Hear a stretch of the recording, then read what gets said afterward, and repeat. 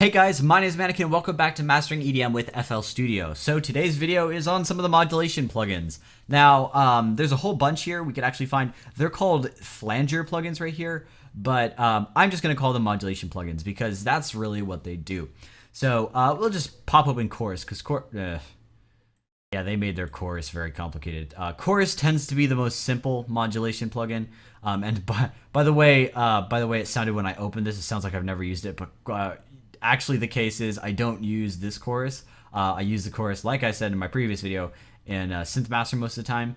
And but I have seen this one before, and it's unfortunate how they make it so complicated. But let's see if I can get this to work. So what we have is, you'll notice there's a delay here. That's the first thing you notice right off the bat. Our delay is kind of like we get the same sound and put a very, very, very, very short delay on it and play it back at the same time. Now what it does is something along the lines of this.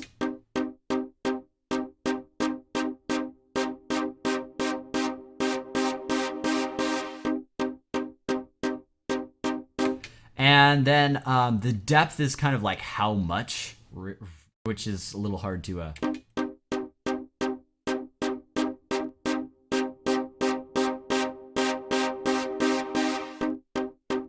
you kind of see that. Stereo, this is just going to be how much the left and the right side are kind of out of sync.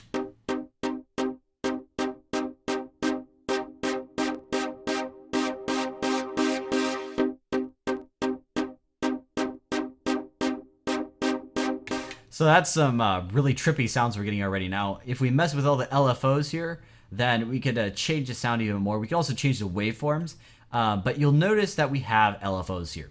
And what LFOs are, if you remember, is it's something that just kind of goes up and down. Now, we have a couple ways we could do it. We could have sine cubed, or multi-sine cubed.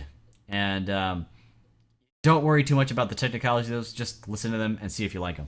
But when it comes to plugins that are modulation based, a lot of it is just going to be on going by your ear. So that said, I'm not going to explain anything about these.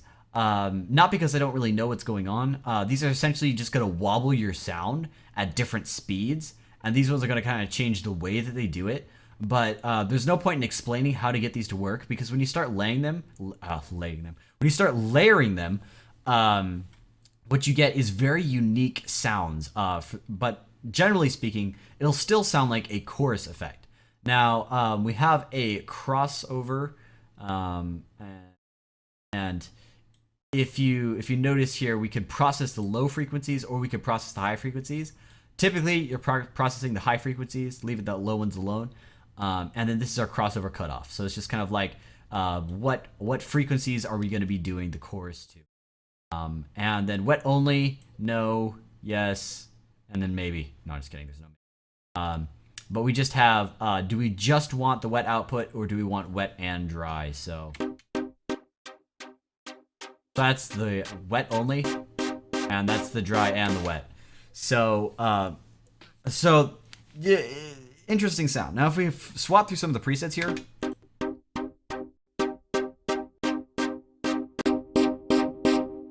aside from the this one here, most of them sound very similar. Now, the reason is because these ones actually have 0 hertz as a frequency.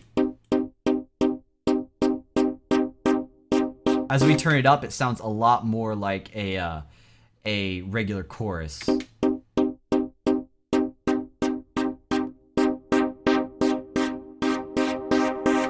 And so we kind of have this characteristic sound. And what you could do is take that concept and stretch it in different ways to get different sounds. So we have our chorus, then we have our flanger.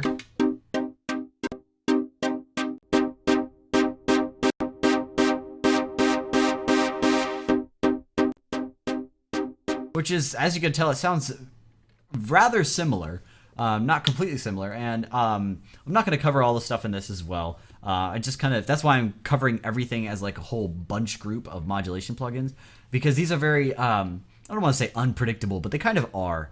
If you're not 100% sure what you're doing, then chances are you'll do something really weird that you weren't expecting. So, but you'll notice these tend to have a very similar sort of tone to them. And then we get the phaser here. Now the phaser is notably different, but what these basically all, work off of is delaying the sound by a certain amount, playing it back layered on top of each other, but having them kind of, having the distance so small that it just affects the sound in a very weird way. So mess with these. They're fun to use. There's also a, you know what? I don't think there is now that I think about it. I was thinking about Logic. But some of the other plugins in here also have also have these inside of them. So if we go to Effector here, you'll notice it has a flanger, a phaser, and I thought it had. Yes, it doesn't have a chorus, but this flanger.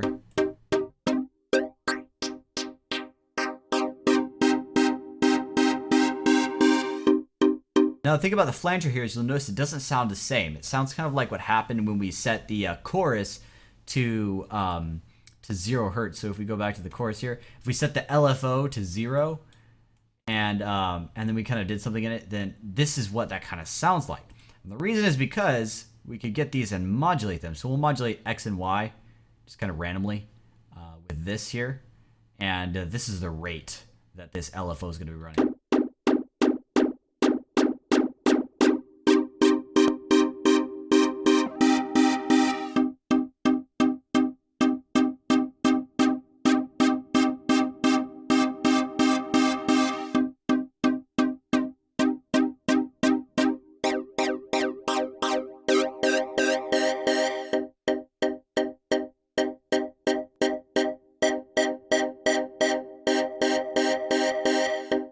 You kind of see that it starts to sound a lot more like one of the other ones, and that's why I call them modulation, because basically we have an LFO like the LFOs we talked about previously that's just making something wobble and changing the sound a unique way. Now in Logic Pro, they are all these effects are actually categorized under a modulation tab, and then there are some other ones as well, like tremolo and things that you don't really see off the bat here in FL Studio. But I'm going to show you guys a plugin that I like to use for it's kind of like a modulation plugin, but not really. It's called Stormgate, and what it does, as our sound plays back, it follows this pattern here. You can tell it's kind of jumping around, and it'll do interesting things. So if you listen, I'm going to go to this section over here.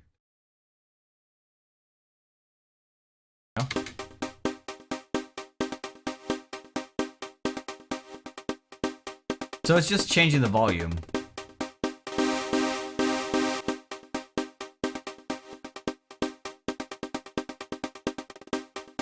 So it's almost like volume modulation. Now what I like to do with this one is actually go to the presets here, which are called anti-kick soft and anti-kick hard.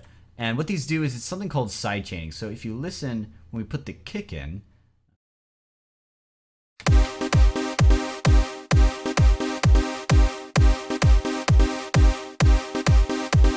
it modulates the volume level so that it kind of is the opposite of what a kick would sound like. And then you can mess with the fade here.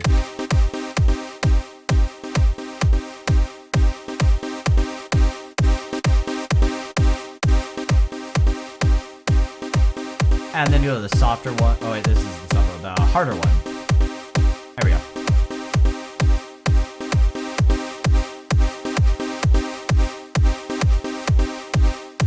And you've probably heard that sound before, and you could recognize it as something you hear in a lot of tracks because they utilize this. Now, Stormgate is free. I strongly recommend you get that one just because it makes for great, quick sidechaining. And I kind of qualified this as a this is some sort of modulation plugin because what it does is it follows the time of the track and changes volume based off of that. So it's almost like a tremolo, but it's like a controllable tremolo. Now, there is something similar to this that comes with FL Studio called Gross Beat, but unfortunately, it does not come with the producer version of FL Studio. I believe it comes with either the Signature or the Everything bundle. So this one I don't use that much, and you can do a lot more with this one because you could actually, I believe you could not only do volume, but you might be able to do other things as well. I can't remember. I haven't really used this just because Yeah, you could do flanger. You could do interesting things here. Here we go. Should be able to do. I have no idea how to use this. Okay. Whatever. But you get the idea. It's somewhat similar to Stormgate 1, but Stormgate 1 is free, and it's a good one for just kind of doing interesting things with your volume and getting it to kind of loop and repeat as well. Now, I'm not going to talk about how to use this because this is rather difficult. I tend to just use it for the side chaining because it makes for quick and easy side chaining in FL. But anyway, that's pretty much all I have to talk about in terms of modulation. Really, like I said, a lot of it is just drop in the chorus, go through some of the presets, tweak a few things, and play with it and go by your ear, because that's kind of what you really want to be shooting for. You know, even if you know how to do everything, it doesn't matter if you mess something up somewhere along the line and it gets the wrong sound. So really just go by ear and just go by what you're hearing in terms of sound, and focus on that instead of focusing on the head knowledge for modulation, because modulation, most of the time you're just trying to get something stylistic anyway. You're not like trying to mix something into your track and you need like a technical way to do it. Most of the time modulation is just for stylizing. So that's all up to you. There's no right or wrong way to do modulation. That one's just kind of like a fun play with effect. But anyway, thank you guys so much for watching. Hope this was helpful, and I'll see you in the next video.